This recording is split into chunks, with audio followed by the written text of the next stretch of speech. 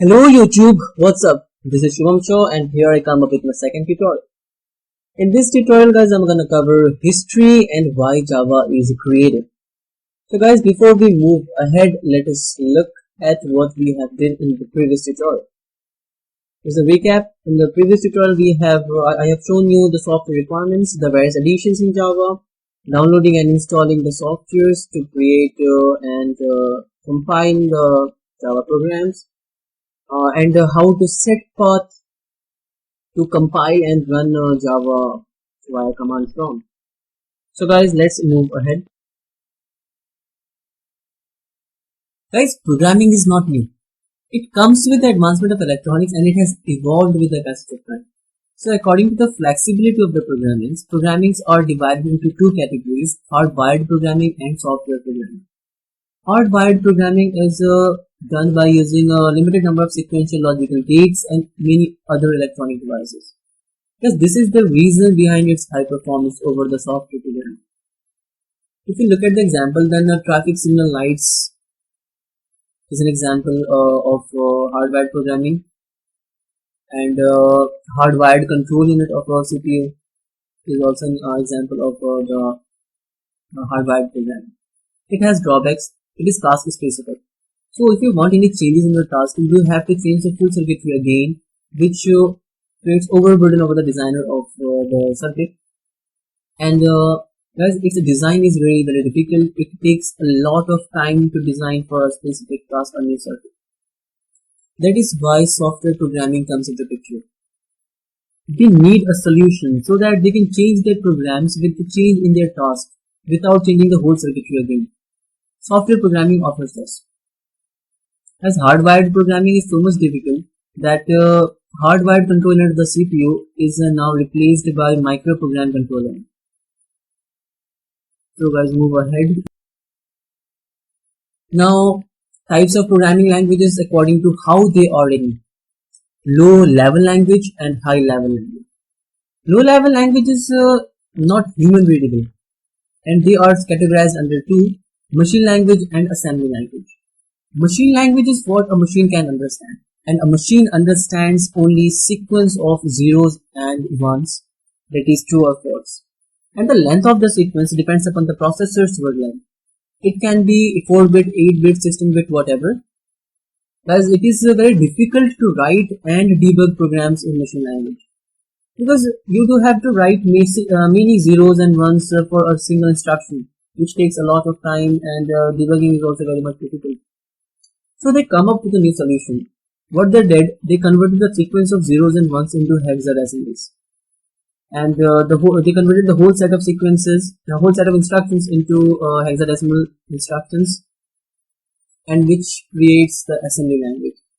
Now it becomes somewhat easier to write and debug the programs, but as the complexity of the program increases, assembly language also fails. So they needed a way to overcome their problems, and their research ends at high-level language. What high-level language is? A high-level language is a type of programming language which is readable and understandable by the human beings, as most of the high-level languages are written in English. And high-level language also contains assembly-level language and the machine language at its core. The best example that we have is C language that follows the same hierarchy.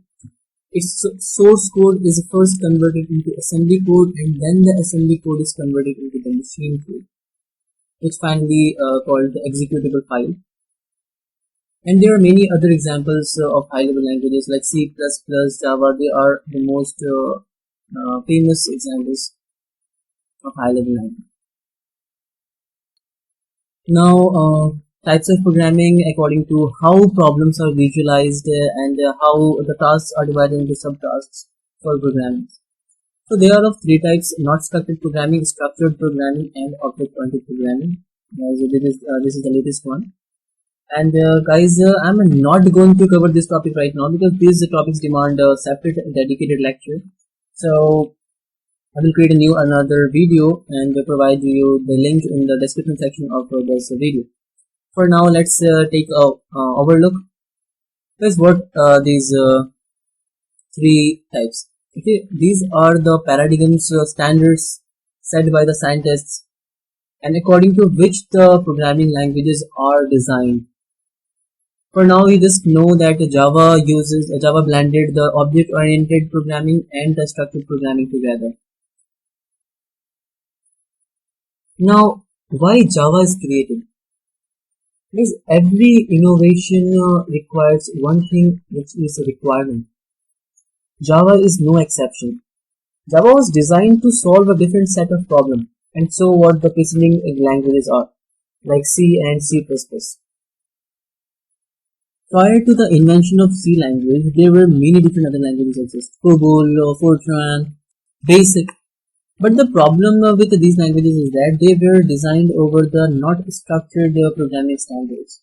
And the not structured programming standards uses the goto and the jump statements, which creates or produce the spaghetti-like code, which means the flow of program is so much complicated because of the random jumps here and there.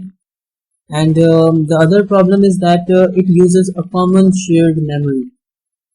That is why data fetching is very much easy, and so they needed a new language at that time. This is why C language is invented. It completely shook the computer world and changes the way how programs were done. And it is designed over the structured programming standard, and still it has certain limitations.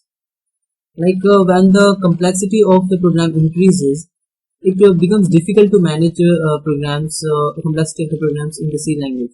And another problem is that it uses a pointer, which is one of its best features, but the problem is that it causes the resource leakage.